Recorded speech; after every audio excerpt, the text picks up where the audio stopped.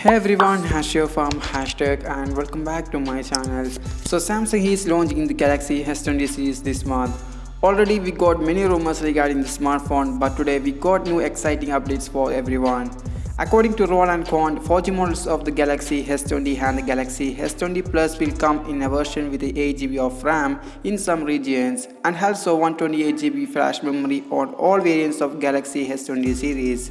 It will be very effective for some customers to lower price S20 and it's not clear which country this version would be sold in. Moreover, this would apply to the Samsung Galaxy S20 Ultra as reports suggest this will only come in 5G version.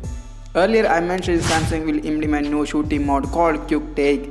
The new Quick Take mode will allow users to shoot with a all-device sensor at the same time or at least with normal wide angle and telephoto. After taking the picture, a kind of gallery will open so you can set which image you stay with. At first, it will not save all the photographs, but it makes you choose after shooting.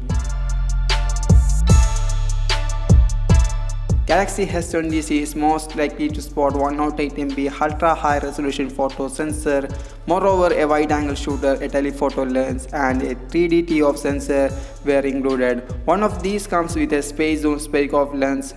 One of these comes with a space zoom periscope lens with 10x optical and up to 100x digital zoom for S20 Ultra. Galaxy S20 Ultra comes with a 6.9-inch panel on the front. Further, Samsung still features a Super AMOLED display that will be powered by new Exynos 9830 SoC and Qualcomm Snapdragon 865 processor. So let me know your thoughts on Samsung Galaxy S20 series in the comment box. I make videos daily, so make sure to subscribe for more videos on Samsung smartphones and also don't forget to hit that notifying bell icon. Thanks for watching it. I'm Ashkar from Hashtag.